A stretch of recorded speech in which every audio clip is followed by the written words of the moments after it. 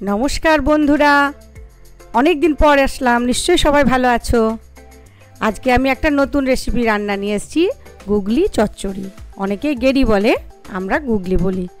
সব সবজি দিয়ে যে সবজিগুলো কাটছি, কুমড়ো, বেগুন, আলু, টমেটো, ফুলকপি সব একটু একটু করে কেটে নিচ্ছি।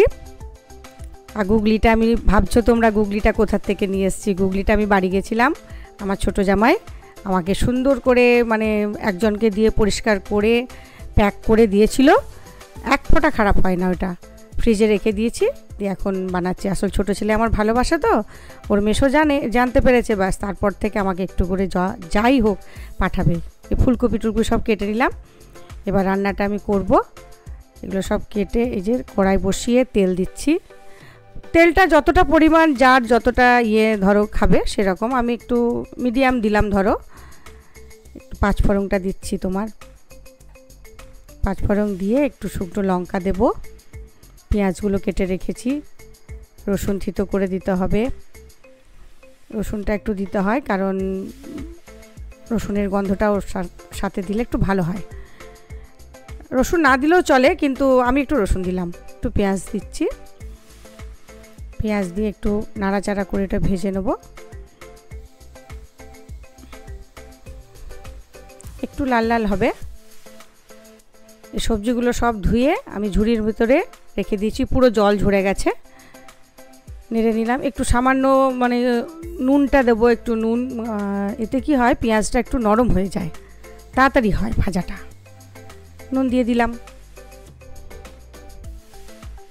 সবজিগুলো সব আস্তে আস্তে সব একসাথেই সব সবজি দিয়ে দেবো, আস্তে আস্তে নাড়বো দিয়ে।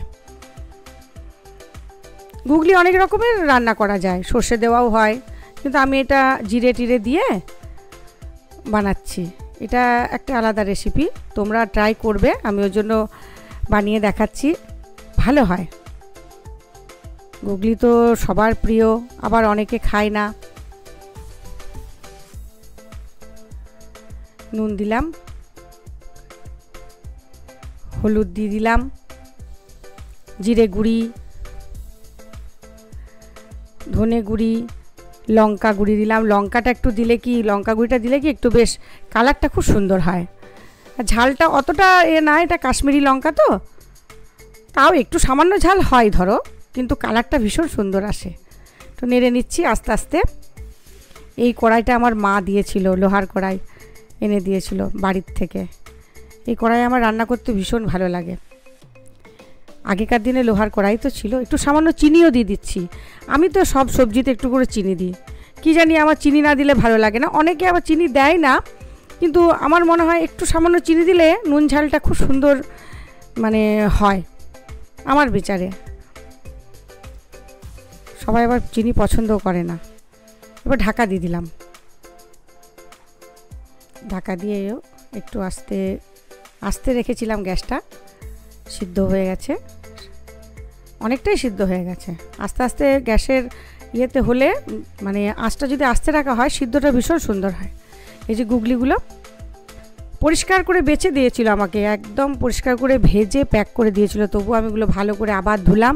ধুয়ে সামান্য ফ্রাইং প্যানে একটু তেল দিয়ে ওটাকে নাড়বো, নুন হলুদ দেবো, নেড়ে ভেজে নেব। এদিকে সবজিটা হতে থাক। একটু সামান্য জল দিয়ে দিলাম, ঢাকা দিয়ে রাখলাম। এবার গুগলিটা দিয়ে ভাজবো। বেশি ভাজতে হবে না, ভাজাই আছে ওটা। নাড়ছি, আমার তো ভীষণ পছন্দের জিনিস, তো কি ভালো লাগছে। মানুষের কখন হয় জানো। একটু হলুদ দিলাম, নুন দিলাম, নেড়ে দিচ্ছি।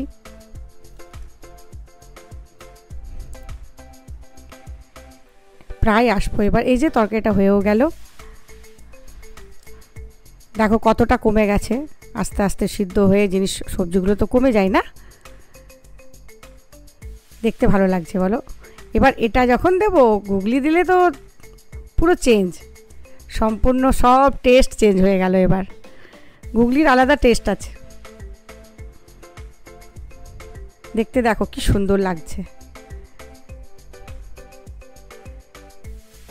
সব নেড়ে একটু ঢাকা দিতে হবে আবার। কাঁচা লঙ্কাগুলো দিয়ে, কাঁচা লঙ্কা দিলে কি ওর গন্ধটাও ভালো লাগে, টেস্ট হয়। একটু ঢাকা দিয়ে দিলাম, হালকা একটু নেড়ে। হ্যাঁ, এবার দেখি কতটা হয়েছে। অনেকটাই হয়ে গেছে, পুরোটা একটু নেড়ে দিতে হবে। দেখছো কি সুন্দর দেখতে লাগছে, গুগলিগুলো মিশে যাচ্ছে সব,